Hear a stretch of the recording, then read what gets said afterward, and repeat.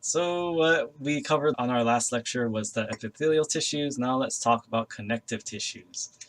So what are connective tissues? What do they connect? You're like, okay, they connect. Well, they connect something, right? So what do they connect, or why are they connective?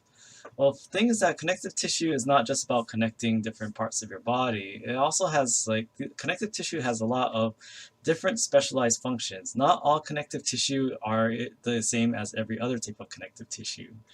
They do have commonalities though. All connective tissue has some sort of thing, something we call extracellular matrix, or I think in both books they just call it plain matrix. But this extracellular matrix, well, it's outside the cells and it's some sort of matrix. So what is a matrix? Well, the thing is that the matrix is something that's outside the cell, but it forms some sort of scaffold or support for the cells that are inside a connective tissue. So it's forming some sort of structure or some sort of support for the cells in a connective tissue. It also has functional support too. So it's not just about building a building around these cells. This matrix also helps the function of these cells as well. And then not all ECM is the same, and not all matrix is the same between different types of connective tissue. So what is connective tissue? Basically, it's some sort of cells and some sort of matrix that carry out special functions. And there are many different types of connective tissue cells and many different types of connective tissues, and also many types of matrix as well. So this is why connective tissue can be pretty daunting. And if you look at the Martini version, it's very in detail, very in depth, but what I want you to know at this level is what I'm able to cover in this lecture. And we do cover connective tissue as we go along throughout the semester because this will come up over and over again. But it's kind of hard to just talk about all the possible connective tissues in the body at once, and then yeah, that would be like what 3-4 lectures worth. So I tend to spread it out. Okay, so what is a matrix? What is this extracellular matrix? Well, what am I showing here? I'm showing that kind of steel rebar. Like if you see some construction workers building a foundation and they're using cement and rebar, the rebar is the very solid rods of steel, right? And then what do they do to make that foundation? It's not just that steel rebar, but also cement. So what we have here is kind of like the extracellular matrix. It's kind of building a foundation for the cells of connective tissue. Now, what we have, there are these representing. So I love my analogies, right? So this rebar is kind of like these solid protein fibers that help to form some sort of solid scaffold that helps to keep the matrix together. But the matrix also has a fluid or sometimes jelly-like ground substance. Or in the terms of bone, this ground substance is very hard, like cement. And when you have this kind of these solid protein fibers and this ground substance, this is what we call the matrix. So a matrix is not just about jelly-like ground substance or not just about protein fibers. You need both to form the sort of scaffold and structure around the cells of a connective tissue. So I think of it this way. You have this foundation, you have all these building materials, so all the building materials of this building that's being put up, that's the matrix. But these cells over here that are helping to build it, these are connective tissue cells, or sometimes when the matrix is already built, you have cells that live within the walls of that matrix, and they're able to carry out the function of whatever tissue or organ that connective tissue is a part of. So that's what we have here. So again, the living parts are the cells, but the matrix itself that surrounds the cell is produced by cells. It's important for your body, but because they're not actually cells, it's not a living part of the cells, but still very important because it forms that structure. Okay, so what are these solid fibers? One of the major types of extracellular matrix fibers is collagen. And actually there's many subtypes of collagen, but collagen, I like to draw an analogy between those and steel cables because it is flexible, you can bend it, but if you try to pull it, it's very, very strong in terms of what we call tensile strength. Like if you have any sort of cord or something and you kind of pull it and try to pull it apart, what prevents that cord from snapping? It's kind of like tensile strength. So that's what collagen has. It's going to be a lot more. Yeah, I mean, if you have one of these charging cables, you know how flimsy they can be. But collagen is very, very, very strong. And believe it or not, it's a protein, but very strong.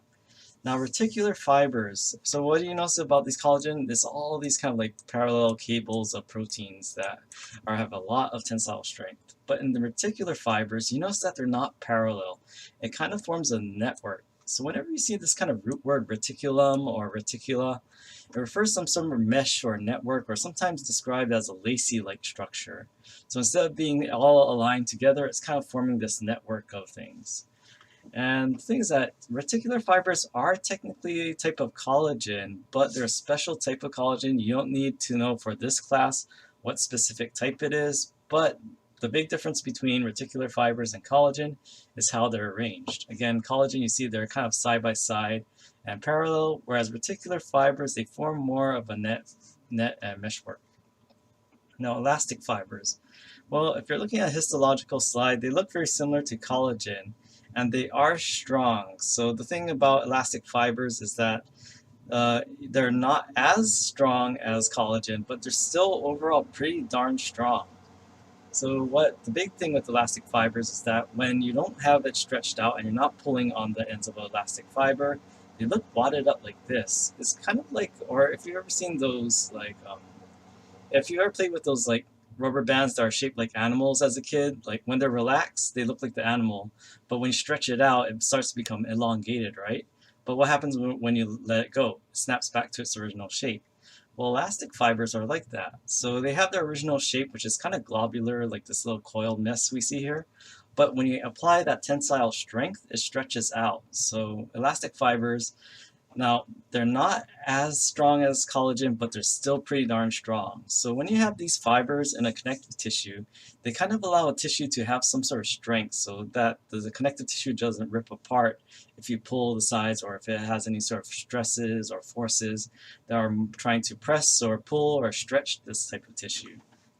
And actually, that's the question I didn't get to answer at the end of the epithelial, is like whether the female reproductive system, I think the uterus, they asked if it was transitional.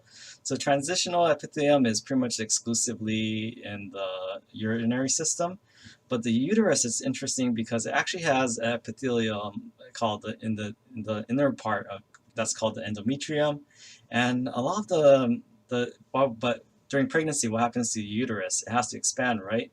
So it's not because it's transitional epithelium, but there's a lot of this collagen to hold it together because, again, you have that baby developing, and then you have that, 8 to 10 pounds of a baby developing in there. And then you also have a lot of elastic fibers as well. So connective tissue is very, very strong, okay, or can be very strong, I should say. But especially the ones in the uterus, very strong because you got to hold it all together. Okay, so what's the ground substance? So it is fluid and gel-like. So compared to those solid protein fibers, now we're talking about something that's more fluid. So the composition varies between tissues, and again, there's different types of ground substance. Like the ground substance that's in your cartilage is different from the ground substance in the connective tissue of your skin. That's different from the ground substance in your bones. So there are many types of ground substance. Do I want you to know exactly what's in each ground substance? Well, as we go through the different systems of the body, I'll talk about major components. We haven't had like biochemistry, or like you haven't had like super in-depth biochemistry, or no or I think some of you are still having basic chemistry. So again, don't worry about specifics unless I specifically point it out. But common components, we might see these things called GAGs, or glycosaminoglycans. And remember that glyco or glyca refers to some sort of carbohydrate. So these are actually a special type of carbohydrates linked with amino groups.